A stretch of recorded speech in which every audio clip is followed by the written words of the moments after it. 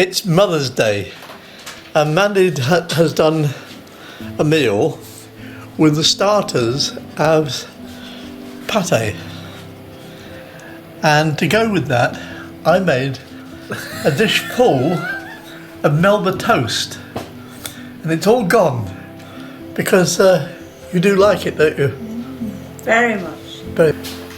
So Mandy's mum asked me if I'd write down the description of how I make that Melba Toast. And I said, well, to try and write it down and do all the sketches, it'd be easier to make a video. So this is a very short video on how I make Melba Toast.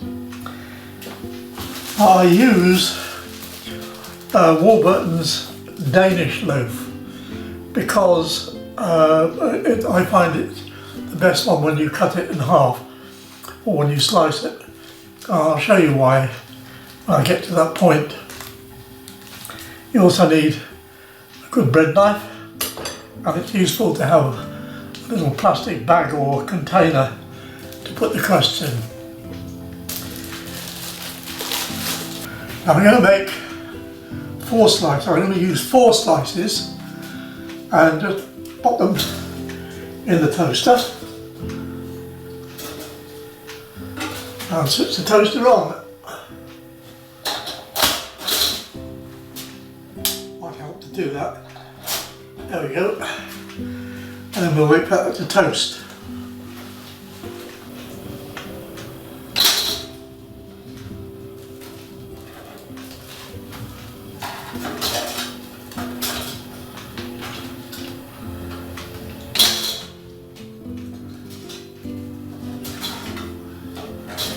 I could get them evenly toasted, so I've just done a bit of a turnaround.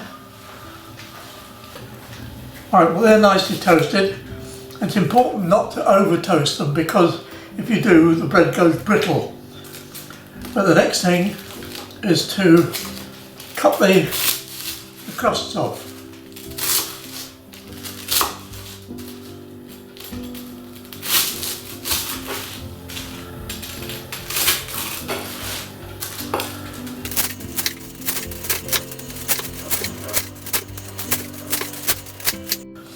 And now comes the delicate bit.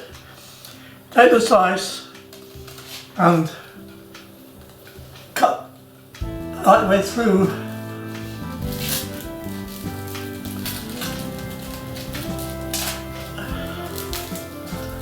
Very carefully. Just wind your fingers. When it's nearly there, fold it open. That one didn't come off very well, but anyway, there we are. Try another one.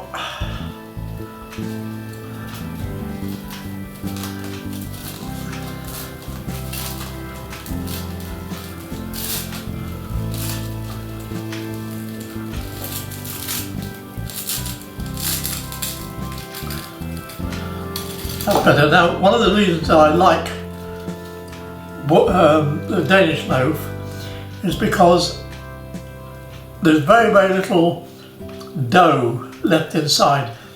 On some breads you get a lot of loose dough, so if you do, just peel it off.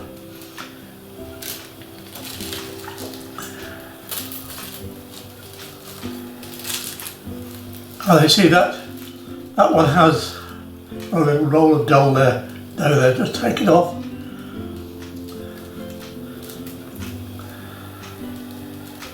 Great. So the slices back to back, toasted sides back to back, put them back in the slicer in the toaster, and put that back on. Now you have to watch this carefully because if you overdo it, it will burn very quickly, and it also tends to curl. So what I do, I use some wooden tongs to get it out.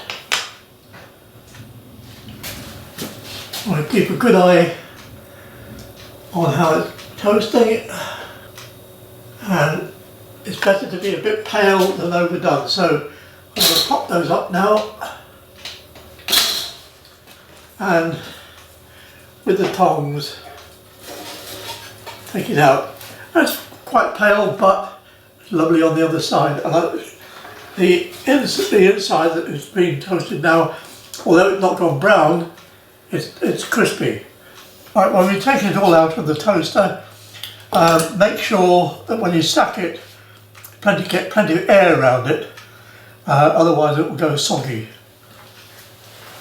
And the crusts that we cut off, not to be wasted, just put them in a container and put them into this little plastic bag, because they make really good breadcrumbs. If you stick them in the food processor, you get some really good breadcrumbs off it.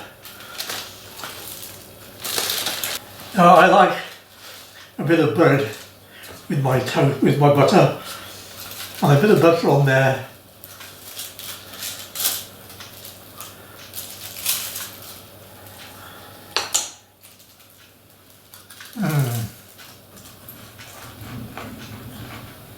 Really good. If ever you want to make Melba toast, you know how to do it now. Bye everybody.